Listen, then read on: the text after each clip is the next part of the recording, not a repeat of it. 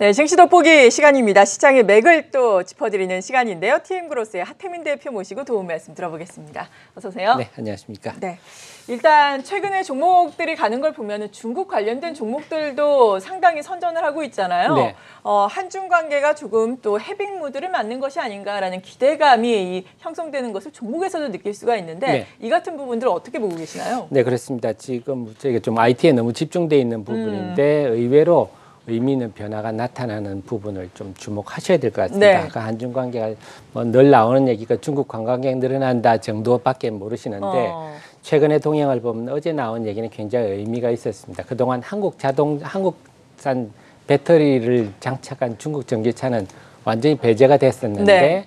이제는 좀 검토하는 단계까지 접어들었다 하는 거고, 그다음에 한국 게임을 원작으로 하는 게임에 대해서 처음으로 내자 판호가 발급이 된 사례도 나타나고, 한국항공회담 같은 경우는 지난 13일 날 했는데 그동안 5년 만에 겨우 했는데 한 70편 정편을 하자 하는 것도, 이제 항공기를 더 열자 하는 것도 나왔고, 여행 부분은 중국 평안보험에서 그동안 사드 이후로 가장 큰 규모로 인센티브 관광도 왔지만 더 중요한 것은 시트립이라고 해서 온라인 관광에서 크지는 않지만 수학 여행 정도의 온라인 상품도 올랐다 하는 점입니다. 그래서 우리가 돌이켜 생각하면 2017년 3월에 성주에 이제 사드가 들어오면서 여러 가지 규제들이 본격화됐었는데 이제는 실질적인 의미 있는 변화들이 나타나고 있어서 이제는 중국 관련주들 좀 속을 깊이 한번 쳐다보셔야 될 단계도 온 것 같습니다. 네, 이러한 부분에 대해서 또 하나하나씩 알아보겠습니다. 그동안 중국 쪽이 또 전기차 배터리와 관련해서 우리나라 업체들을 좀 배제해 왔었는데, 앞서서 한 부분으로 나온 부분이 형식 승인 예비 공고를 냈다라는 부분이에요. 일단 이게 어떤 내용인가요? 네, 그래서 중국은 아시겠지만 중국 배터리를 쓰는 업체한테는 보조금을 줍니다. 보조금 주기 전 단계에 형식 승인을 해서 여기 통과되면 그중에 보조금 주는 목록에 올리거든요. 네. 그러니까 형식 승인에 올라갔다고 해서 당장 된 건 아닙니다. 거기서 또 탈락할 수도 있고, 형식 승인 됐다 하더라도 보조금에서도 또 제외될 수도 있지만, 중요한 것은 전해부 전례 없이 5종이나 되는 자동차가 됐다는 점에서 중국에서 기류가 상당히 좀 다르다. 그래서 우리나라 업체들이 내년부터는 중국의 보조금이 사라집니다. 그래서 내년을 겨냥해서 보조금 없이 실력으로 하면 우리가 해볼만 하다 해서 지금 중국의 공장도 짓고 박차를 가하고 있는데, 의외로 그 시기가 빨라지고 있기 때문에 배터리라든지 배터리 관련 소재주들은 중기적으로 의미 있는 턴어라운드 시점이 왔다, 이렇게 봐도 될 것 같습니다. 네.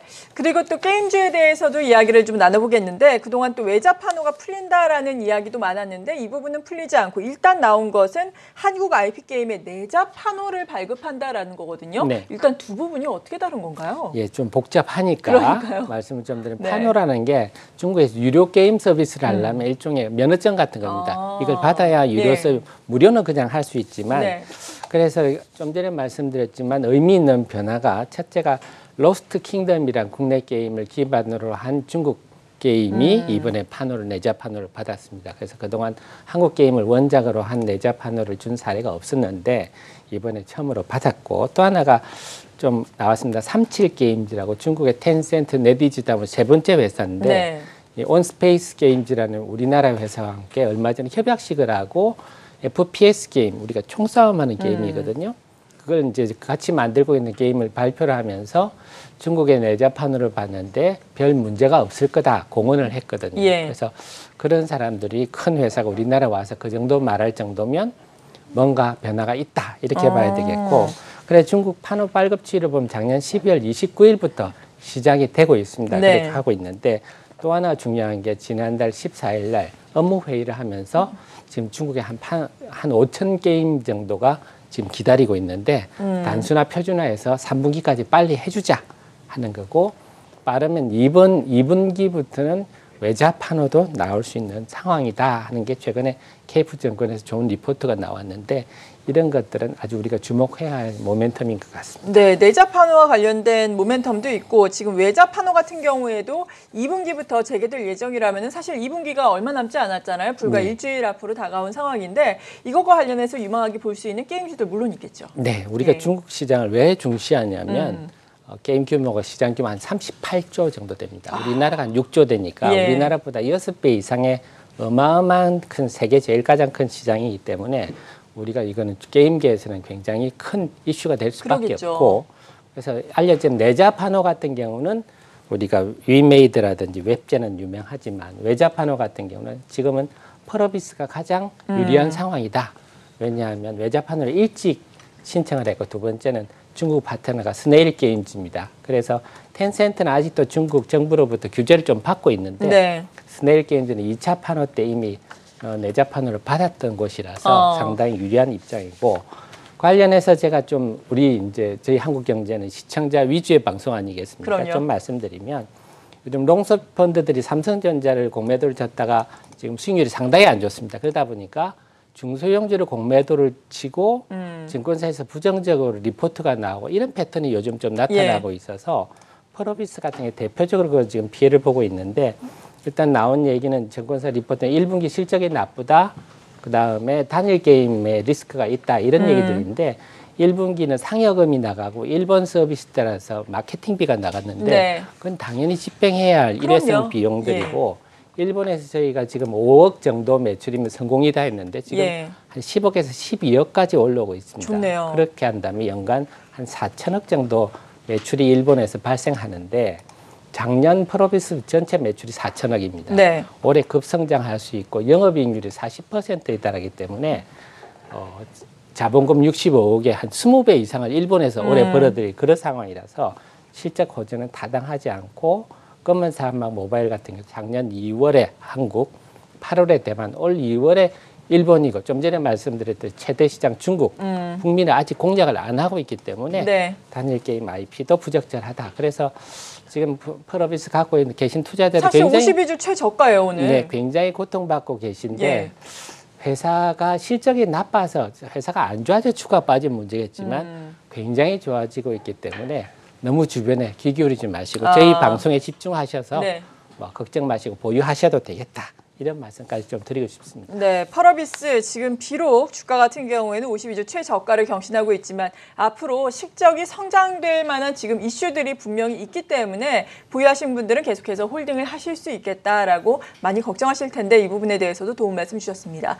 미중 간의 분위기, 한중 간의 분위기가 회복되면서 이와 관련된 종목들 오늘 자세하게 짚어보고 있는데 대표적으로 또 관광객이 얼마나 들어오고 있는지가 상당히 중요하잖아요. 실제적으로 얼마나 늘어나요? 맞습니다. 언론 보시면 좀 헷갈리실 건데 어디 보면 많다, 어디 보면 안 온다 이런 얘기들인데 정확하게 보면 2016년에 중국 관광객 수가 800만을 돌파를 했었는데 사드 문제가 터지면서 반토막이 났다가 올 지금 1, 2월에 90만 명인데 특히 2월에는 51만 명이 방한을 해서 사드 이전 수준까지 회복했다. 그래서 지금 그 정도다 하셔야 될 것 같고 그래서 중국 관광객 관련주로는 면세점 관련주 호텔신라는 잘 아시겠지만 더 중요한 것은 중국인들이 좋아하는 상품을 가진 회사들을 관심을 두는 것도 아주 좋겠다 해서 뭐 최근 많이 올랐습니다만 신세계 인터내셔널 애경산업 저런 화장품들 중에 다 중국들이 좋아하는 것들이라서 저런 회사는 계속 좀 지켜보셔도 괜찮을 것 같습니다. 네, 그렇군요.